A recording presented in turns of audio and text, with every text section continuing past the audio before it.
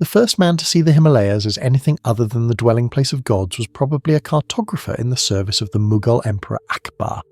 a man whose name has been lost to time but whose meticulous drawings survived in a palace archive until British soldiers used them to start cooking fires during the rebellion of 1857.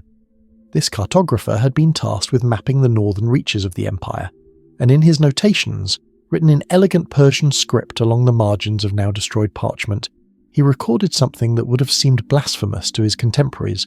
measurements, angles, estimates of height based on the distance at which snow remained year-round, calculations that treated these sacred peaks as mere geographical features subject to the same mathematical principles as any hill or valley.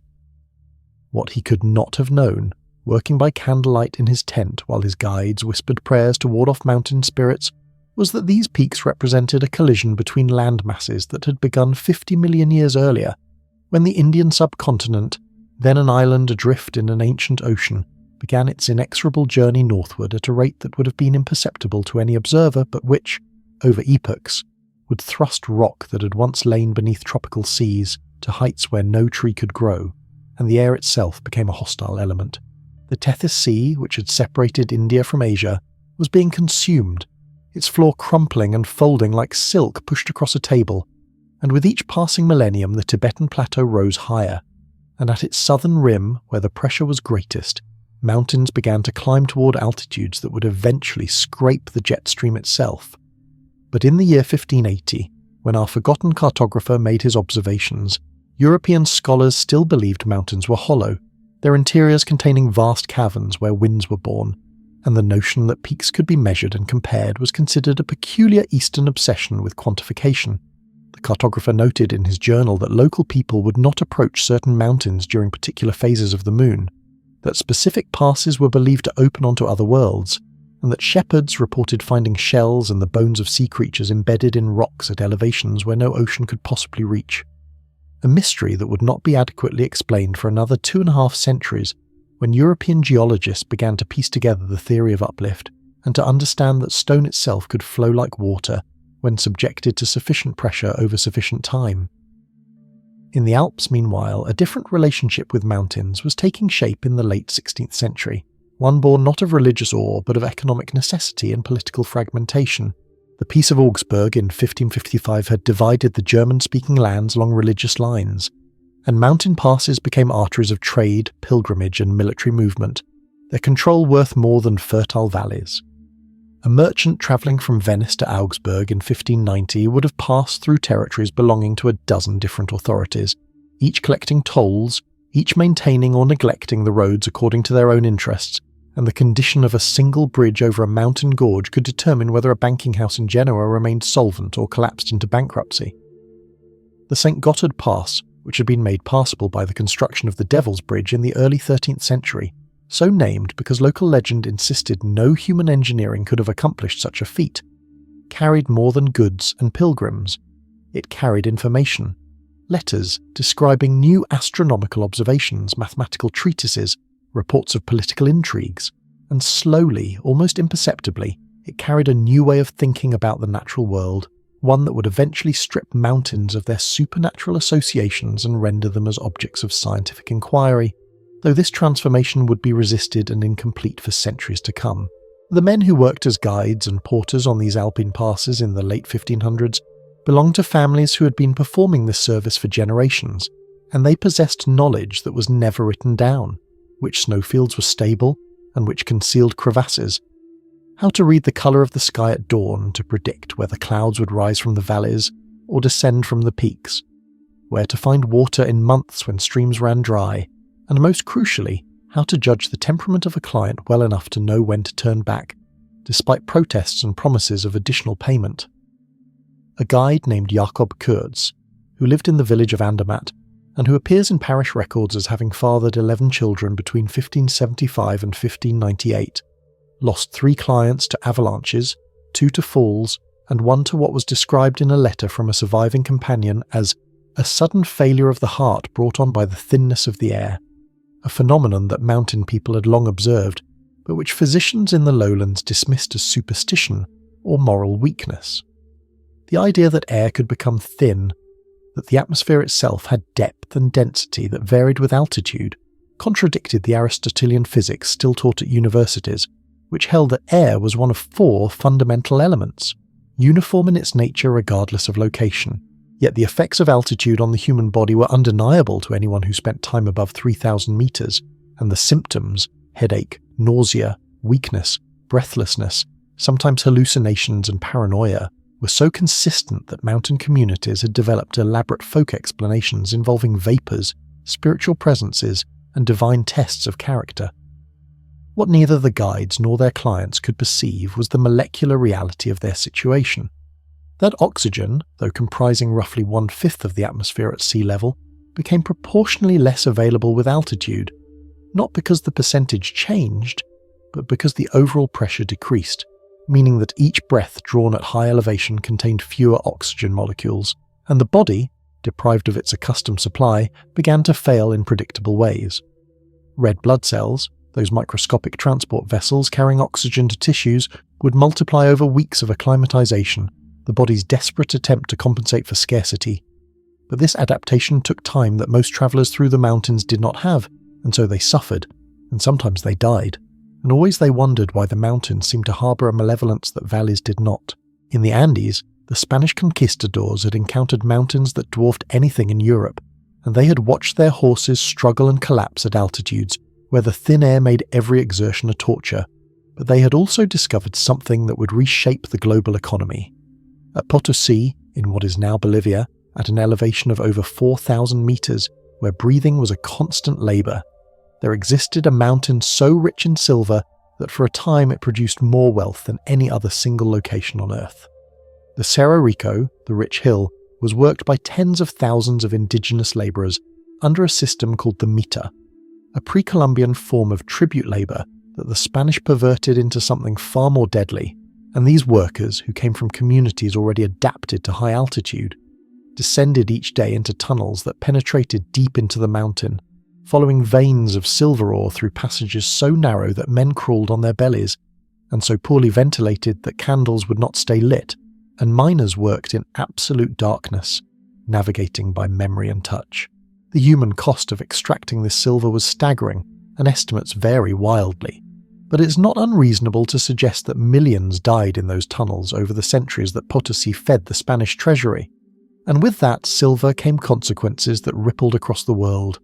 Inflation in Europe as the money supply exploded, the financing of wars and artistic patronage, the establishment of trade routes spanning the Pacific, and the gradual undermining of Spanish power as the easy wealth from Potosí encouraged economic policies that would leave Spain impoverished and dependent even as its American colonies generated unimaginable riches. But in the year 1600, Potosí was at its height, a city of over 100,000 people existing at an altitude where European visitors reported feeling constantly drunk or feverish, and the mountain above it was being hollowed out by human ambition,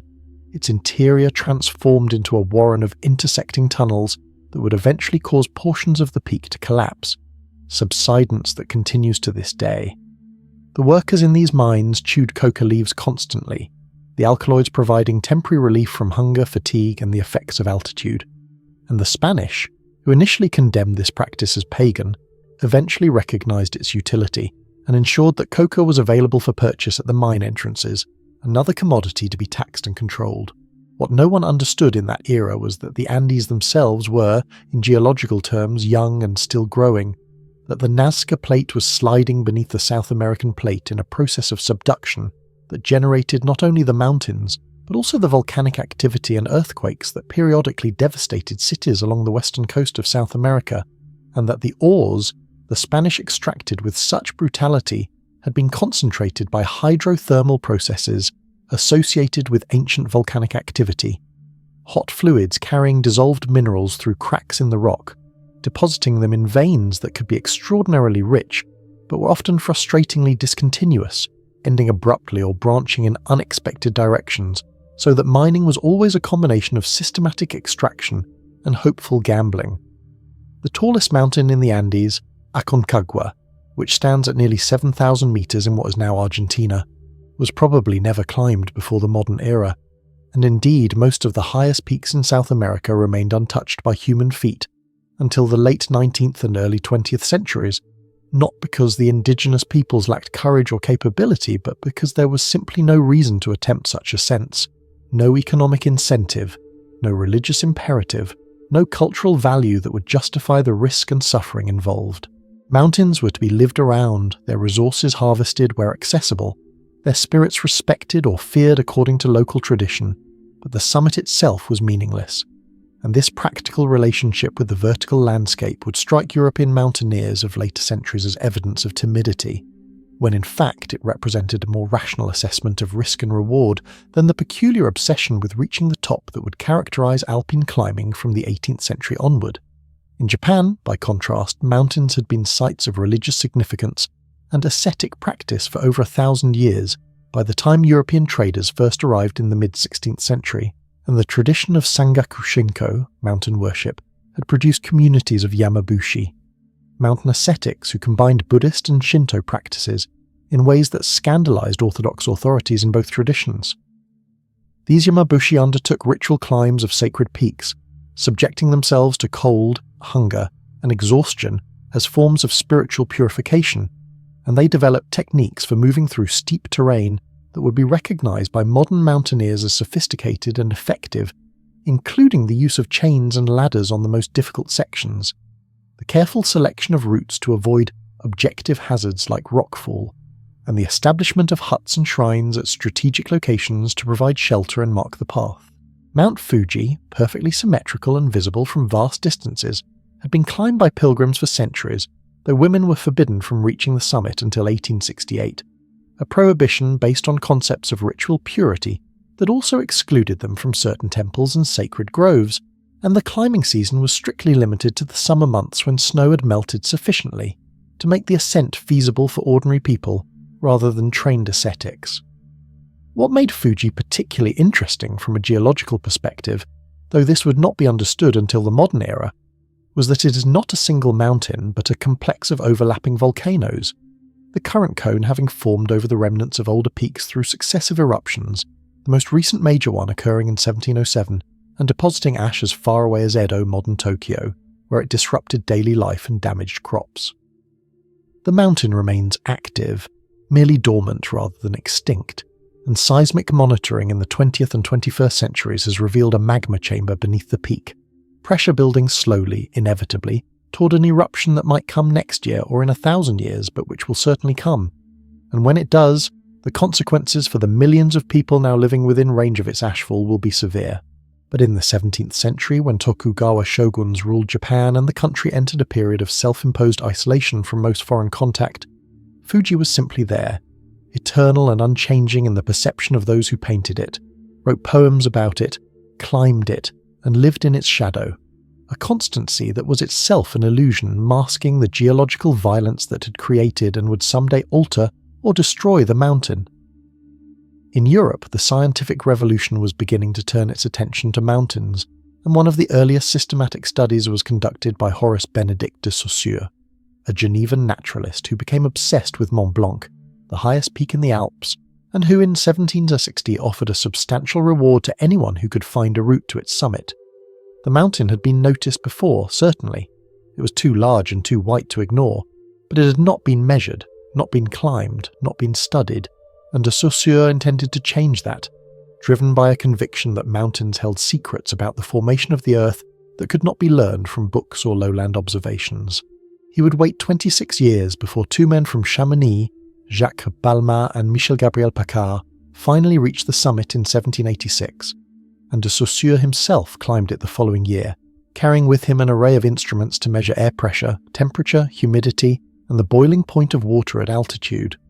This last measurement being particularly important because it provided a way to calculate elevation with reasonable accuracy, based on the principle that water boils at lower temperatures as atmospheric pressure decreases.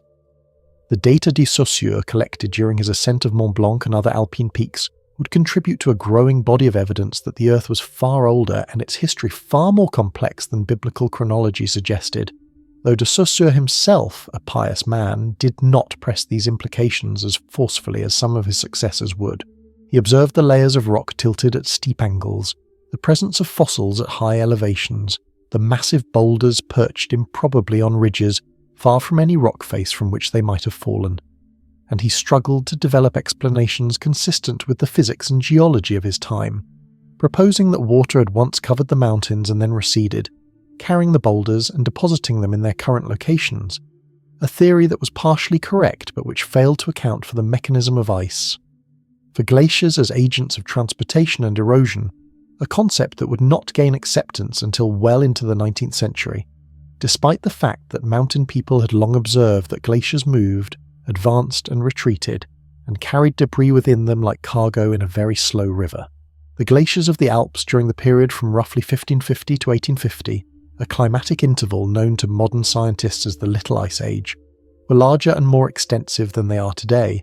advancing down valleys and in some cases overwhelming farmland and buildings, crushing structures and leaving them buried under ice that would not retreat for decades. In the village of Chamonix, parish records document the terror with which people watched the Mer de Glace, the largest glacier in France, creeping toward their fields, and processions were organised to pray for divine intervention, to halt the ice and turn it back, and sometimes, whether through prayer or climatic variability, the glacier would indeed stop advancing and begin to retreat. A withdrawal that seemed to confirm the efficacy of faith, but which was in fact a response to fluctuations in temperature and precipitation, too subtle for anyone at the time to measure. The Little Ice Age, caused by a combination of factors including reduced solar activity and increased volcanic eruptions that injected reflective particles into the stratosphere, affected different regions differently, but in mountain areas the impact was pronounced, and the expansion of glaciers was accompanied by shorter growing seasons, failed harvests, and increased mortality, effects that contributed to social instability and that may have played a role in phenomena like the witch trials that convulsed parts of Europe during this period. Communities seeking scapegoats for misfortunes that seemed inexplicable and unbearable. The idea that climate could change, that the Earth had experienced periods warmer and colder than the present, was not widely accepted in the 18th century, and indeed the very concept of deep time, of Earth history measured in millions or billions of years rather than the thousands suggested by biblical genealogies, was only beginning to emerge from the work of geologists like James Hutton, who argued in the 1790s that geological processes observable in the present, erosion, sedimentation, volcanic activity, had been operating for unimaginable spans of time, and that there was no evidence of a beginning or an end to these processes, that the Earth was, in his famous phrase, a machine with no vestige of a beginning, no prospect of an end. Mountains, in Hutton's view, were not original features of creation but were built up through volcanic and tectonic forces and worn down by erosion, a cycle that had repeated countless times and would continue indefinitely, and this vision of the Earth as dynamic and ancient, though it encountered fierce resistance from religious authorities and from adherents of catastrophist geology, who believed that mountains and valleys had been shaped by sudden violent events like the biblical flood, gradually became the foundation of modern Earth science. In the Caucasus Mountains, which form a barrier between Europe and Asia, between Christian and Muslim lands, between the Russian Empire and the Ottoman and Persian domains, the peaks had long been associated with mythology and legend, and Mount Elbrus, the highest of them, was sometimes identified as the location where Prometheus had been chained by Zeus as punishment for giving fire to humanity, doomed to have his liver eaten by an eagle each day only to have it regenerate each night, an eternal torment that symbolized the price of defiance and the dangers of elevating human status beyond its proper bounds. The peoples of the Caucasus, a region of extraordinary linguistic and ethnic diversity, where dozens of distinct languages and cultures existed in close proximity, often isolated from each other by the mountain terrain that made travel difficult and dangerous, had developed adaptations to vertical living that included transhumance, the seasonal movement of livestock between high summer pastures and low winter quarters, a practice that required intimate knowledge of weather patterns, animal behaviour, and the location of every viable route through the mountains, knowledge passed down through generations and held by families and communities, rather than recorded in written form. The Russian conquest of the Caucasus, a brutal process that stretched across much of the 19th century and involved the forced displacement and sometimes extermination of entire ethnic groups, was complicated by the mountain terrain, which favoured defenders and made the projection of military power slow and costly, and the resistance led by figures like Imam Shamil, who for 25 years defied Russian attempts to subdue Dagestan and Chechnya, was possible precisely because the mountains provided refuges, strongholds, and routes that could be traversed by locals, but were nearly impassable for conventional armies with their supply trains and artillery. The Russians eventually prevailed through sheer persistence and overwhelming force, building roads and fortifications, methodically reducing resistance village by village, and in the aftermath they relocated hundreds of thousands of people from the mountains to the lowlands or across the border into Ottoman territory. A demographic catastrophe that reshaped the region and created grievances that would persist into the 20th and 21st centuries, periodically erupting in violence as descendants of the displaced sought to reclaim land and autonomy lost generations before. Mount Elbrus itself would not be climbed until 1874, when a British expedition led by Frederick Gardner and Horace Walker, accompanied by a local guide named Akia Sotaev, reached the western summit, the slightly lower of the twin peaks that crown the mountain, a volcanic massif whose last eruption occurred roughly 2,000 years ago, a time span that seems vast by human standards, but which is geologically recent, a momentary pause rather than a conclusion. The mountain is covered by glaciers that have been steadily shrinking over the past century, and studies of the rate of retreat have provided data points in the larger effort to understand climate change and its impacts on high-altitude environments, ecosystems that are particularly sensitive to temperature increases, because the organisms that inhabit them, already living at the limits of what is physiologically possible, have nowhere to retreat to as conditions become inhospitable, no higher ground to claim, and so they simply disappear, and with them the complex relationships that sustain them. In the Himalayas, the highest mountains on Earth, and the most recently formed of the Great Ranges, having risen from the collision of India and Asia, in a process that continues to the present day, the peaks remained largely unknown to European science until the 19th century, when the British, having consolidated their control over the Indian subcontinent, initiated the Great Trigonometrical Survey, an ambitious project to map the entire region using the principles of triangulation, establishing a baseline and then measuring angles to distant points to calculate their positions and elevations. The survey, which began in 1802 and continued for over 70 years, was an extraordinary feat of organisation and persistence, requiring thousands of workers to haul instruments across hostile terrain, to establish observation posts on hilltops and ridges, to take measurements with theodolites and chains, all while contending with disease, extreme weather, and sometimes active resistance from local rulers who viewed the presence of foreign surveyors as a threat to their autonomy. It was through the survey that Peak Fiftond, as it was initially designated, was identified as the world's tallest mountain, a conclusion reached in 1856 after years of observations from multiple stations and complex calculations to account for atmospheric refraction and the curvature of the Earth, and the peak was subsequently named Mount Everest after George Everest, the Surveyor General of India from 1830 to 1843. Despite his own objections to the honour, and despite the fact that the mountain already had names in the languages of the people who lived in its shadow, Chomolungma in Tibetan, Sagarmatha in Nepali, the height calculated by the survey, 29,002 feet, was remarkably close to modern measurements using satellite technology, a testament to the skill and dedication of the surveyors, but it would be another 97 years before anyone stood on the summit, and the history of attempts to reach it, a saga of ambition, suffering and death, would become one of the iconic narratives of 20th century exploration. The fact that Everest was the highest point on Earth was, in a sense, an accident of timing, a snapshot of a process still in motion, because the collision between the Indian and Eurasian plates continues. The Himalayas continue to rise, though the rate is offset by erosion, and in the deep future, tens of millions of years hence, some other peak might claim the title, or the entire range might have been worn down to stumps, or the tectonic configuration of the continents might have changed so completely that the question itself becomes meaningless. But in the human timescale, Everest is and will remain the highest, and the fixation on reaching its summit, a fixation that seems to intensify rather than diminish, despite the mountain now being climbed by hundreds of people each year, reflects something fundamental about our relationship with the vertical, with the desire to stand on top, to claim the highest point, to endure and overcome the suffering required to get there, even when the accomplishment is diminished by the crowds and the commercialization and the trash, and the bodies that now litter the route.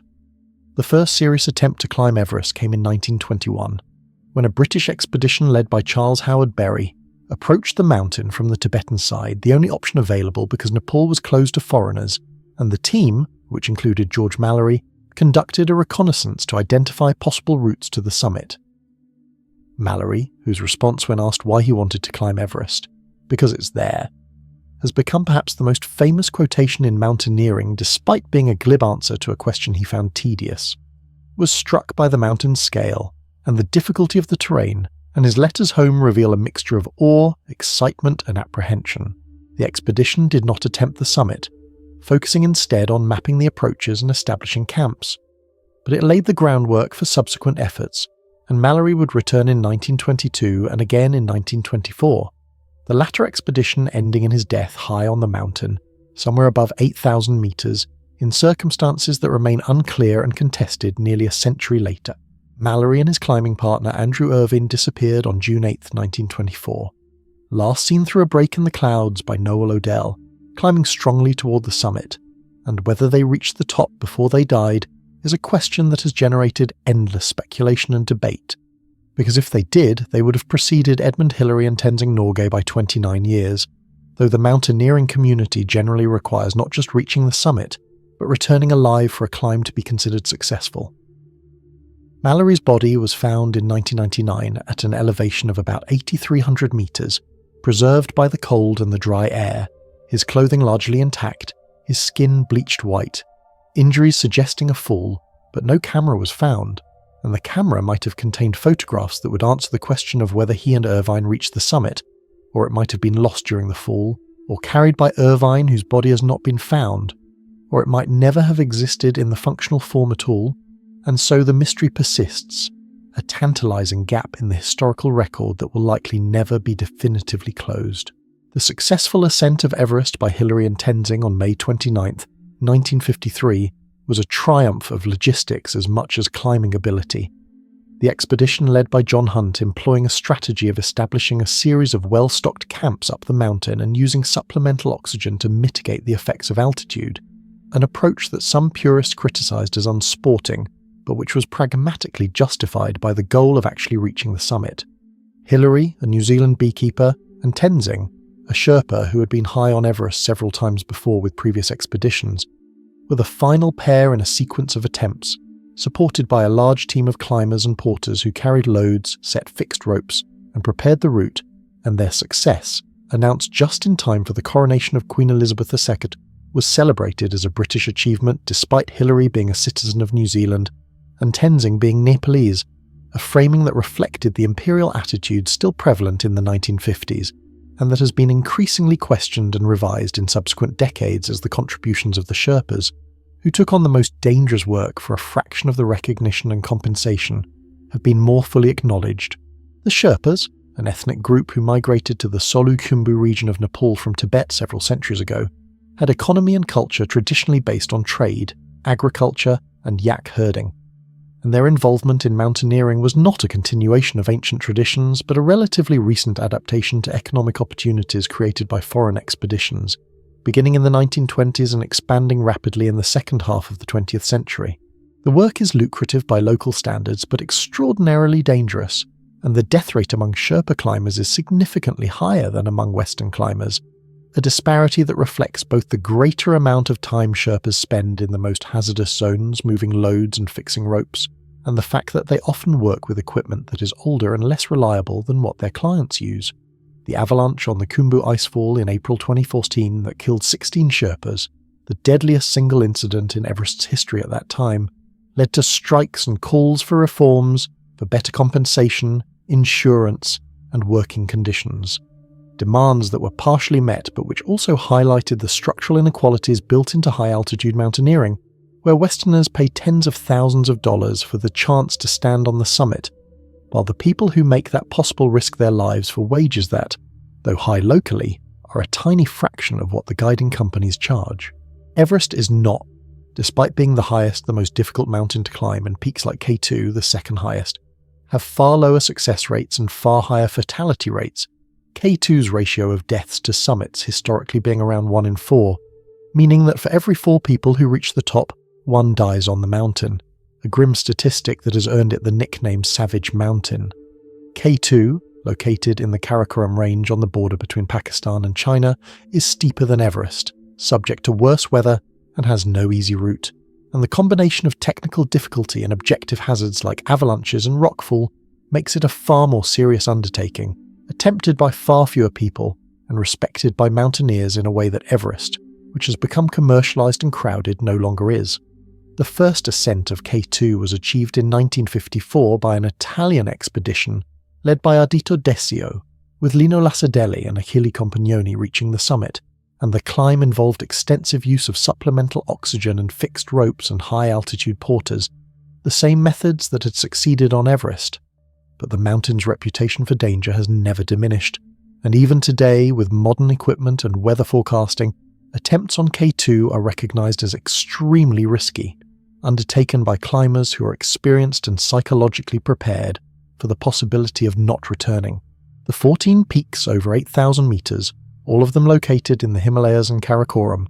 represent a specific category of mountaineering challenge, and the quest to climb all 14, a feat first accomplished by Reinhold Messner in 1986, has become a career-defining objective for elite alpinists. Messner, an Italian climber from South Tyrol, revolutionised high-altitude mountaineering by demonstrating that it was possible to climb Everest without supplemental oxygen, a feat he achieved in 1978 with Peter Habeler,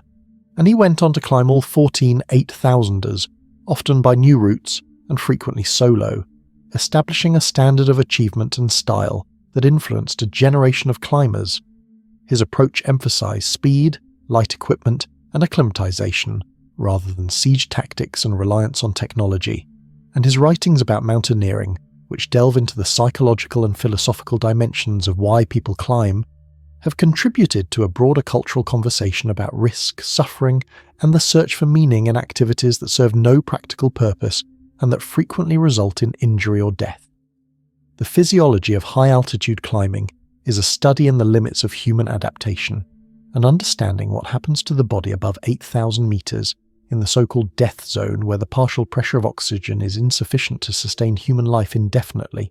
has required research conducted under extreme conditions, often on the climbers themselves. At sea level, the partial pressure of oxygen is about 160 millimeters of mercury, and the body is calibrated to function optimally at this level. But at the summit of Everest, the partial pressure drops to about 43 millimeters of mercury, roughly 1/3 of the sea level value. And at this pressure, the blood cannot become fully saturated with oxygen, even with maximum respiratory effort, and the heart rate increases dramatically to try to deliver more oxygen to tissues, and cognitive function declines, and the risk of high-altitude pulmonary edema and high-altitude cerebral edema, conditions in which fluid accumulates in the lungs or brain respectively, increases to life-threatening levels. People who attempt to climb 8,000ers without supplemental oxygen are operating at the absolute edge of what is physiologically possible, and the margin between success and death is vanishingly thin, dependent on acclimatization, genetics, weather, and luck. The acclimatization process, in which the body gradually adjusts to reduced oxygen availability by increasing red blood cell production and making other physiological changes, requires weeks of exposure to progressively higher altitudes, and even then the adaptations are incomplete and temporary, reversing within days or weeks of returning to lower elevations. Some individuals, particularly those from populations that have lived at high altitude for many generations, such as Sherpas and Tibetans, show genetic adaptations that make them more effective at functioning in low oxygen environments, including variations in the genes that regulate red blood cell production and hemoglobin concentration. And these adaptations, which have been studied extensively by researchers interested in human evolution and physiology, represent natural selection operating on observable timescales, populations changing in response to environmental pressures over mere thousands of years rather than the millions of years typically associated with evolutionary change. In the Andes, where high-altitude populations have existed for at least 10,000 years, similar adaptations have occurred, though the specific genetic changes differ from those seen in Himalayan populations, an example of convergent evolution where different populations independently evolve solutions to the same problem. Andean highlanders tend to have larger lung volumes and higher hemoglobin concentrations than lowlanders, while Tibetan highlanders have maintained relatively normal hemoglobin levels but have increased blood flow and other circulatory adaptations, and these differences reflect the distinct evolutionary histories and genetic backgrounds of the populations, showing that there is more than one way to adapt to hypoxia and that the path taken depends on the genetic variation available in the founding population and the specific selection pressures at work. Mountains create weather as much as they are affected by it, and the orographic effects of large ranges can determine the climate of entire regions, forcing air to rise and cool, causing precipitation on windward slopes, and creating rain shadows on leeward sides, so that regions separated by only a few dozen kilometres can have drastically different amounts of rainfall and entirely different ecosystems as a result. The Himalayas block the cold, dry air of the Tibetan plateau from flowing south into India and prevent the warm, moist air of the monsoon from moving north into Tibet, creating a sharp climatic boundary and concentrating monsoon precipitation on the southern slopes, where annual rainfall can exceed several metres, while the Tibetan plateau to the north is a high-altitude desert, receiving only a fraction of that amount. This orographic effect is so pronounced that it influences global atmospheric circulation, and climate models suggest that the rise of the Himalayas over the past 50 million years has had significant impacts on global climate, possibly contributing to the cooling trend that characterized the late Cenozoic era and that eventually led to the ice ages of the Pleistocene. The Andes similarly create a rain shadow, and the Atacama Desert in Chile, one of the driest places on Earth, owes its aridity to its location on the leeward side of the range, where air descending from the mountains is compressed and warmed, its relative humidity dropping, preventing cloud formation and precipitation. Some weather stations in the Atacama have never recorded measurable rainfall, and the landscape, which in places resembles Mars more than Earth, has been used as a testing ground for instruments destined for planetary exploration. The extreme dryness and the clarity of the air also making the region ideal for astronomical observatories, and some of the world's most powerful telescopes are located on peaks in the Atacama, taking advantage of the stable atmosphere and the lack of light pollution to peer deep into space and time, observing galaxies billions of light years away. Their light having travelled across the universe for so long that it shows them as they were when the universe was young and very different from its current state. The Sierra Nevada in California, though modest in height compared to the Himalayas or Andes, creates a pronounced rain shadow that is responsible for the existence of the Great Basin, a vast area of internal drainage east of the range that includes Death Valley, the lowest point in North America and one of the hottest places on Earth, where summer temperatures regularly exceed 50 degrees Celsius, and the landscape is sculpted by wind and the occasional flash flood, rather than by persistent rivers. The contrast between the well-watered western slope of the Sierra Nevada, which supports lush forests, and which was the target of logging operations in the 19th and early 20th centuries, that removed much of the old-growth timber, and the arid eastern slope and the desert beyond is stark and visible, a reminder that mountains are not isolated features but integral parts of larger systems, shaping hydrology and ecology across scales from local to continental. In Africa, the great volcanoes of the East African Rift, including Kilimanjaro and Mount Kenya, rise from tropical savannas to snow-capped summits, their slopes encompassing a range of ecosystems from lowland forests through montane forests and bamboo zones, to alpine moorlands and finally to barren rock and ice.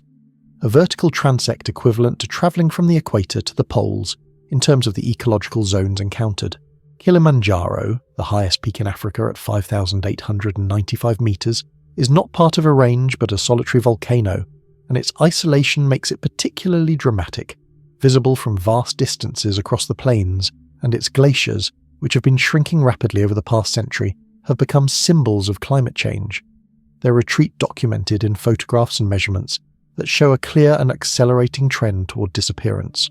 with projections suggesting that the glaciers may be gone entirely within the next few decades, a loss that will have symbolic and emotional weight far exceeding its practical hydrological impact, since the glaciers contribute relatively little to the water supply of the surrounding region. Mount Kenya, slightly lower than Kilimanjaro but geologically similar, a stratovolcano that has been extinct for millions of years and whose peak has been eroded into a dramatic landscape of pinnacles and ridges, was first climbed in 1899 by Halford Mackinder, a British geographer who approached the mountain as part of a broader effort to explore and map East Africa, a region that was at the time being divided among European colonial powers with little regard for the wishes or the territorial claims of the people who lived there. Mackinder's expedition was a military-style operation involving hundreds of porters and armed escorts, and the climb itself was described in terms that emphasized the conquest of nature and the superiority of European will and technology,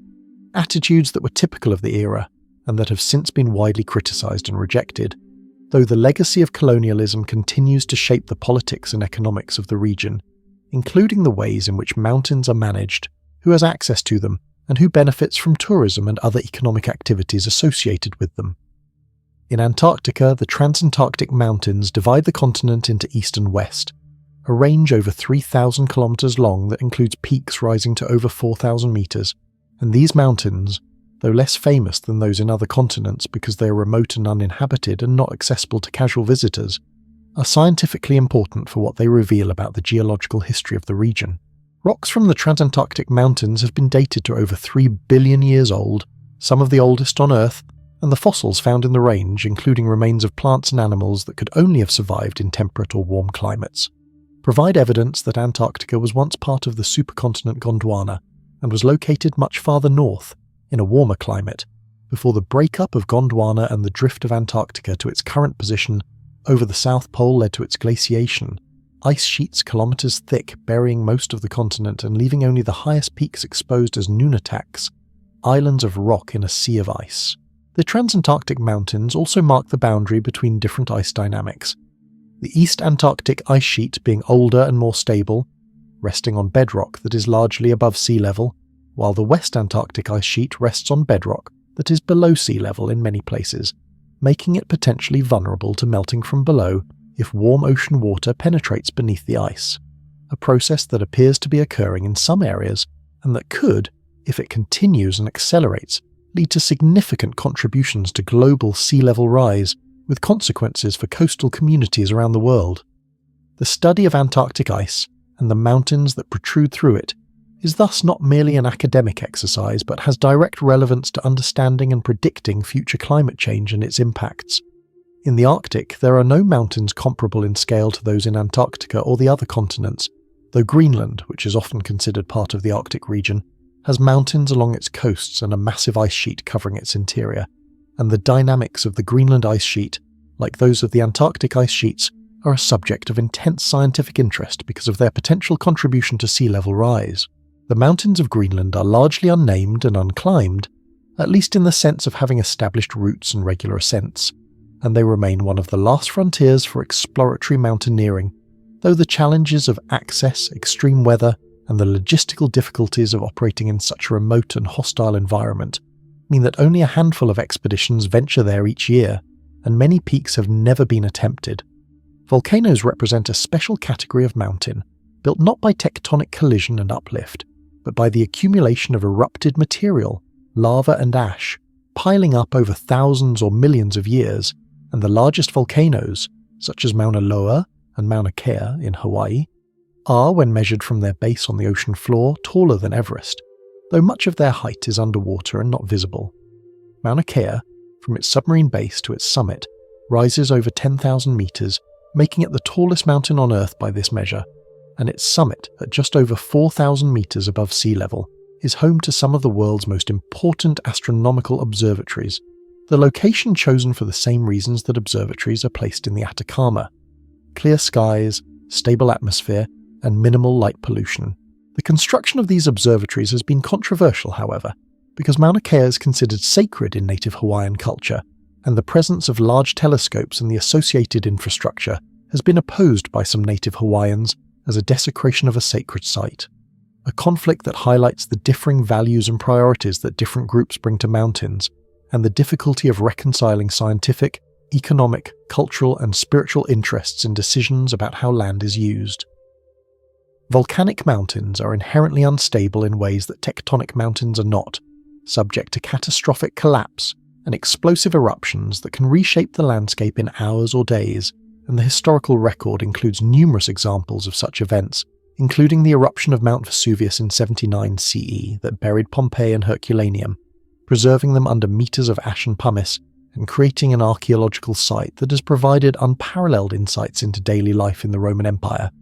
or the eruption of Mount Tambora in Indonesia in 1815, the largest volcanic eruption in recorded history, which ejected so much ash and sulfur dioxide into the stratosphere that it caused global cooling, the year 1816 being known as the year without a summer, with crop failures and food shortages in Europe and North America leading to social unrest and migrations. The connection between volcanic eruptions and climate was not understood at the time, and the suffering was attributed to other causes, divine displeasure or bad luck. But modern analysis of ice cores and tree rings has confirmed the link and has shown that large volcanic eruptions can have significant short-term impacts on global climate, though these impacts are transient, lasting only a few years before the volcanic material settles out of the atmosphere and conditions return to normal. The eruption of Mount Pinatubo in the Philippines in 1991 provided an opportunity for scientists to study a major volcanic event with modern instruments, and the data collected confirmed many theoretical predictions about the climatic effects of eruptions while also revealing complexities and nuances that had not been anticipated. The eruption injected approximately 20 million tons of sulfur dioxide into the stratosphere, where it reacted with water vapor to form sulfate aerosols that reflected sunlight and caused measurable global cooling over the following year, and the eruption also provided a natural experiment that has been cited in discussions of geoengineering, the deliberate manipulation of the Earth's climate to counteract global warming,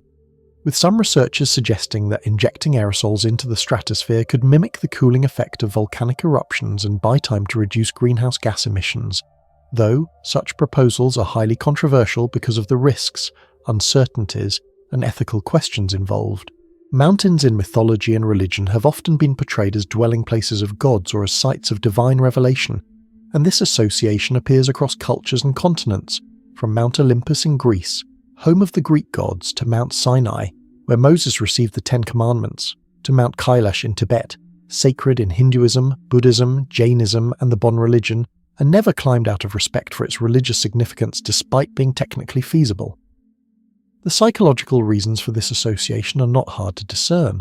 Mountains are high, removed from the ordinary world, difficult to access, awe-inspiring in their scale and beauty, and the experience of being in the mountains, of seeing the world from a great height, and feeling the physical demands of the environment,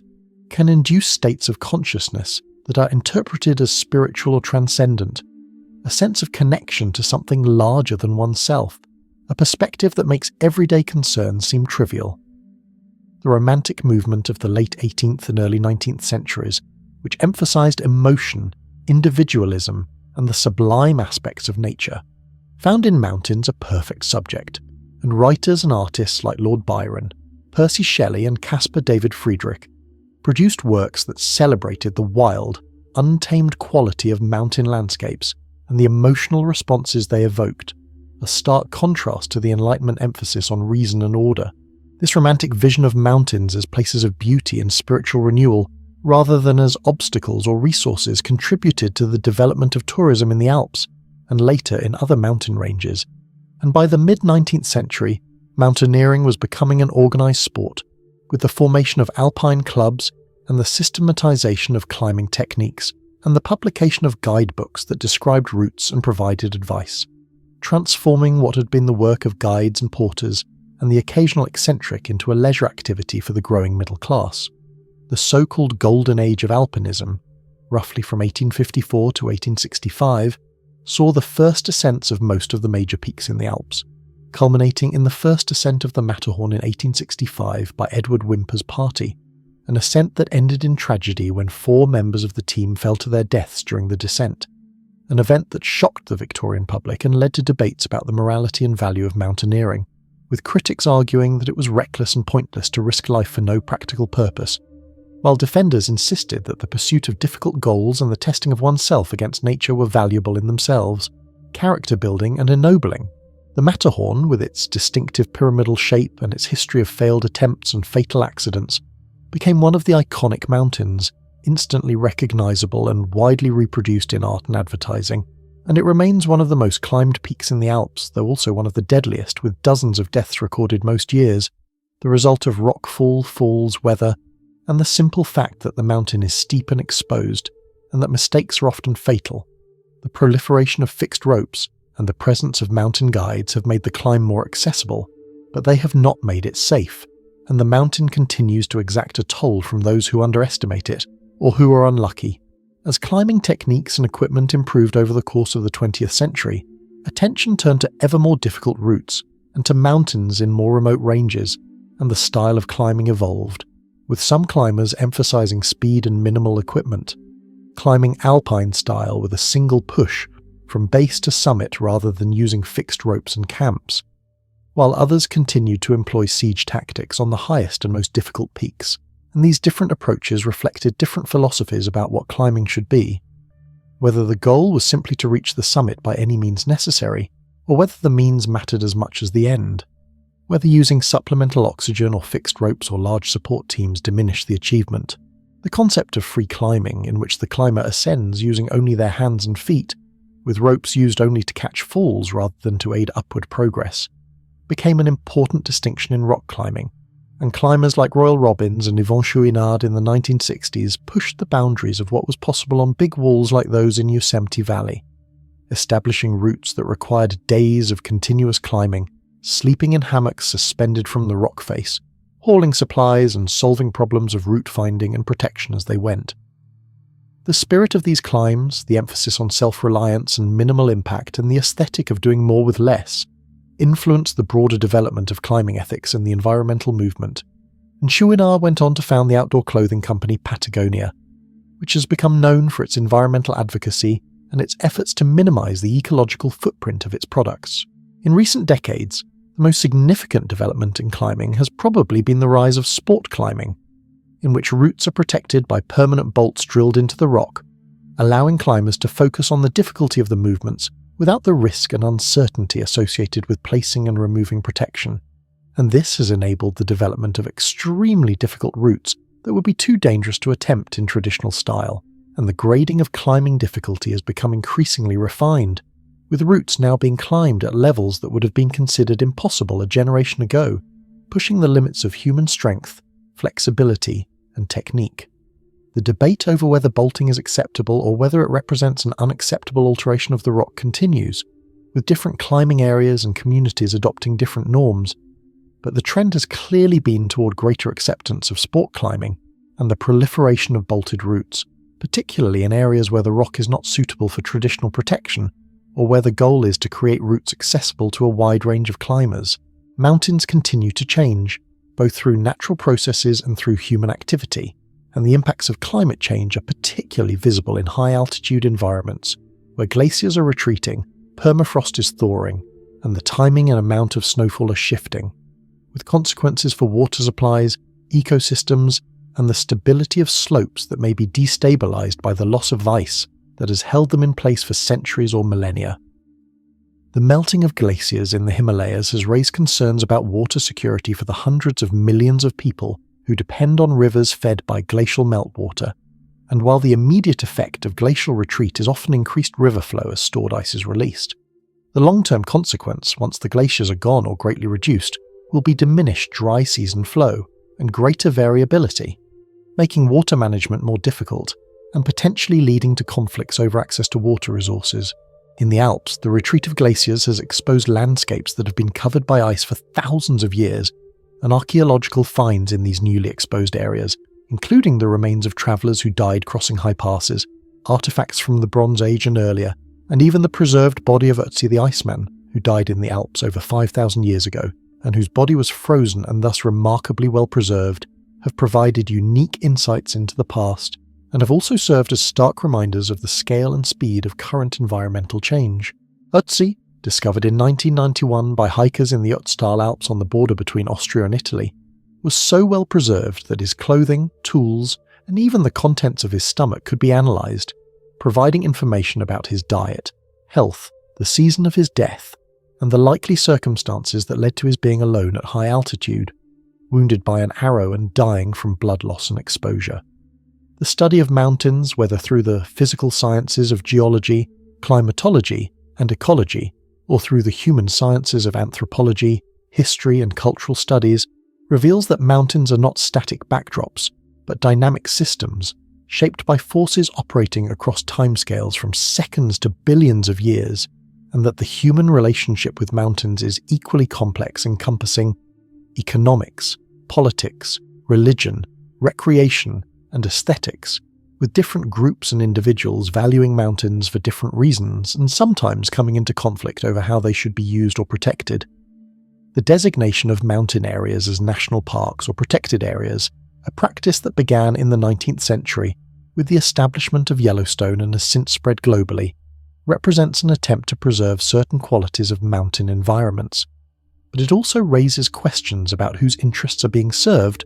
who is excluded, and whether protection can be reconciled with the needs and rights of people who live in or depend on these areas. In Nepal, the establishment of Sagarmatha National Park, which includes Mount Everest, was intended to protect the environment and regulate tourism, but it also imposed restrictions on the traditional practices of the Sherpa people, including limits on grazing and the collection of firewood, and the benefits of tourism, while significant, have not been evenly distributed, with much of the revenue going to trekking companies and lodges owned by people from outside the region, and the environmental impacts of tourism, including deforestation, waste disposal problems, and the strain on local water supplies, have sometimes undermined the conservation goals that the park was supposed to serve. Mountains will continue to fascinate and challenge, to inspire and to kill, and the stories we tell about them, the meanings we attach to them, will continue to evolve, shaped by changing technologies, values, and environmental conditions. But the fundamental fact of their existence, the physical reality of rock and ice rising above the surrounding landscape, will remain, enduring on timescales that render human history a brief and perhaps insignificant episode. And yet it is within that brief episode that we must make our choices about how we interact with mountains, what we seek from them, and what we are willing to risk or sacrifice in that seeking,